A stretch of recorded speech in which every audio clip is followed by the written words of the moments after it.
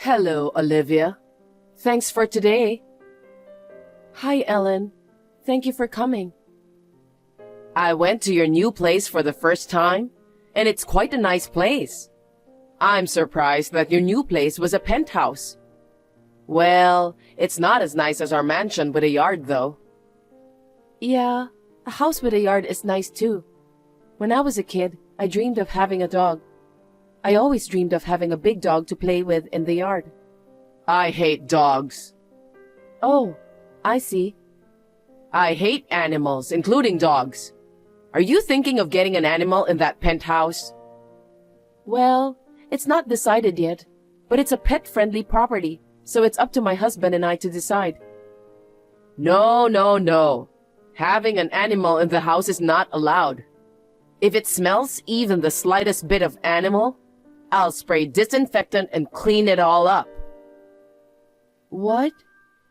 Then you may not be able to come to our penthouse anymore. We're not sure if we're getting a dog or not, but my husband says he wants to get an animal as a pet. Sam said that? Yeah. Don't lie so obviously. Since he was a child, he's never said he wanted an animal. You're just putting the blame on him because you want to have a pet. He's actually wanted a pet since he was little, but he told me you were against it. So he put up with it until he moved out of his parents' house. Now you're blaming me. I can't believe you. You married my son and you're living in a penthouse as newlyweds. I thought even you, a poor person, were finally getting used to our upper-class lifestyle. I knew that a poor person like you, no matter how you try to fix it, would still be poor. Please don't say that. It's true that my father is not a CEO like your husband. He's just an ordinary office worker. But he put me through college and gave me a good life. He is a kind father. No matter how kind he is, without money, you can't buy things with kindness, can you? Or maybe, are there any stores for poor people where you can buy things through kindness rather than money? Not exactly. I believe there are more important things than money. I don't think so. See? That's how poor people think. You can call me whatever you want, but I like this way of thinking. I can't believe a person like you became the wife of the son in our upper-class family. I don't like it. It's filthy. You knew about me and my family background, right? I just assumed that you knew all about it and approved of our marriage. I'll take this opportunity to tell you. I was against it, but my husband insisted. He told me that you two were all for it. I only pretended it was in front of him. An upper-class wife should be modest and obey her husband. I was protecting my pride as an upper-class wife. I see. That's right. You really don't know what I'm talking about. From now on, I want you to make sure that you behave like an upper-class wife. I'm going to help you become a more suitable wife than you are right now. So, prepare yourself. What? For starters, join our club. Club? What do you mean? It's a social club where wealthy people gather. At my place, we gather once a week for information exchange and to have meals or tea together. The membership fee is $2,000 a month. $2,000? Do you mean $20? What? $20? You can't buy anything with that kind of money. A kindergartner's allowance is more than that. What? How much do you give to a kindergartner? Okay. In our club, we have a luxurious meal every time. We use high-end champagne and premium ingredients. We invite top chefs to prepare the meals. To someone like you who's poor, it might sound like a fantasy. Since you've married into our family, you're joining our upper class ranks. It would be a problem if you didn't shed your poor mindset. I'm sorry, but I'll have to decline. I don't have any problem with your financial sense. But please, don't force it on me as well. Spending $2,000 per month is impossible, especially when we already have a $2,000 monthly loan. A loan? No way you bought that penthouse with a loan. Yes. Is this a joke? I thought you bought it outright. Loans are what poor people do. It's disgraceful. Even if you say that, there's nothing we can do. Given our incomes, the $2,000 monthly repayment is already a stretch.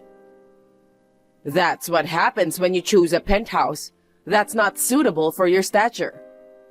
Didn't your parents teach you not to buy what you can't afford outright? Wow, surprisingly sensible words coming from you. Excuse me? But there was no other choice. We can manage the monthly payment somehow. It's our issue, so you don't need to worry. Of course I'm going to worry. Jesus Christ. It makes me feel sick to have poor people in our family. We're not defaulting on the loan, so it's fine. Anyway, I can't go to the club or whatever it's called. Please understand my position. Thank you. Olivia, can you come to my place this weekend? I have a noble gathering with all my relatives. Do you mean that club you mentioned the other day? If so, I believe I declined. It's different from that. There's no membership fee, so please come. I want to introduce you to my relatives. Despite the difference in our family backgrounds, you've married into our family. I want you to engage with us and experience the atmosphere of the upper class. I understand. Wonderful. Well, then come to my house at noon. I'll be looking forward to seeing you. Ellen, why did you do that all of a sudden? Why? Because there was a filthy poor person mixed in with our noble gatherings. That's why I slapped you. That's terrible. First of all, you invited me. I thought we might be able to make up. But instead, you slapped me and yelled at me for being poor. And then you kicked me out of the house. Thanks to you, I'm standing in the yard. What? You still haven't left? Poor people like you should leave immediately. Even if I wanted to go back, I don't have the car keys. I left my bag inside your house. Oh, really? Wow. You're using a designer bag? Yeah, so what? A poor person who can only buy a penthouse with a loan, yet using a designer bag, huh? I wonder if you're trying to look like us by doing this kind of cheap trick. Poor people are so miserable. Just give it back. Sure. Here you go. Pick it up. Hey, my bag. You shouldn't throw it out the window. I'm glad I managed to catch it, but... Oh my God, you look like a dog. You are more despicable than a dog. A poor person with no decency? That's so rude. Stop messing around and get the hell out of here. You are a poor woman burdened by debt. Get out now. I'm so embarrassed to be related to you. I see. Then I'll stop paying the loan. What? Well, I'll leave you now. I'll be able to give you better news within a week. I'll be in touch. Ellen, we've decided to stop paying the $2,000 monthly loan. I thought I'd let you know. What? You guys had the financial capacity to pay it off in one lump sum? What on earth were you thinking? Taking out a loan instead of paying it off? Oh, no, we didn't pay it off in a lump sum. It means that we will stop paying the loan itself this month. Stop? Are you out of your mind? If you stop paying the loan, where are you guys going to live? You went through all the trouble to buy that luxury place and now you're letting it go after just 6 months? We don't plan on letting go of the penthouse. We've already paid for it. What? What are you talking about? You said you bought the place with a loan. You said you were paying $2,000 a month. That was a lie. A lie? I saved up the money with Sam before we got married. We bought our place with a lump sum payment when we moved in. The $2,000 a month I'm paying is the mortgage on your house. What? I was told not to tell you, so I accidentally mentioned the loan before, and I couldn't correct the misunderstanding about it. But that wasn't about the penthouse. I was talking about the mortgage on your house. I don't understand. It was my husband who bought our house. He's a president and super wealthy. That's why he bought it in full with cash. There's no way he would have taken out a loan like a poor person. If he were that kind of a man, I would never have married him. Exactly. It's because of that way of thinking. What? According to him, around the time of purchasing the house, the company's business wasn't going well. There wasn't enough financial stability for an all-cash purchase. However, because you look down on loans as something only poor people do, it seems he pretended to pay in full, but secretly took out a loan. It's a 40-year loan with a monthly repayment of $2,000, and there are about 5 years left. Oh no. I can't believe my husband was actually doing the same thing as the poor people. I thought our house was a beautiful house, but it turns out to be a house still not fully paid off with a loan? This can't be true. Well, he secretly came to our new home after we moved in, and he confessed this to us. He also apologized sincerely to us, asking us not to tell you, and requested us to take over the remaining loan secretly. Why would he do that? Even if our house had a loan? There's no way my husband is so poor he can't afford $2,000 a month. He's the president of a company. It seems the company's business is deteriorating again. So what if it's deteriorating? It's not like there's no income and his actual earnings haven't decreased. It just hasn't visibly decreased in your eyes. In reality, he has been dipping into his savings to manage everyday expenses. The biggest expense in the household seems to be your $5,000 monthly allowance. He said you would get angry and wave a knife around if he tried to decrease it. So he says he can't do anything about it. What? So is my husband's company really in a bad situation? I can't believe it. There's no way that's true. We should have bought a house within our means instead of showing off. I should have been honest with her about the loan and the business. He said that to us in tears, regretting his actions in his younger days. Considering our income, the $2,000 monthly loan was tough, but he sincerely apologized to us and asked for help. So we discussed it with Sam and agreed. We believed there were more important things than money, so we were okay with making a little sacrifice to help him. Well then, keep paying from now on. Why are you telling me to stop now? You slapped and yelled at me in front of the relatives, didn't you? After that incident, including Sam and your husband, we all agreed that we couldn't let you get away with it any longer. From now on, we'll deduct the loan from your allowance forcibly. What? Also, the total amount of the allowance will be reduced. You will only receive $1,000. Only $1,000? That's no way to make a living. You can. It's enough to live alone. Since rent isn't included in the $1,000, there should be enough. Fine then.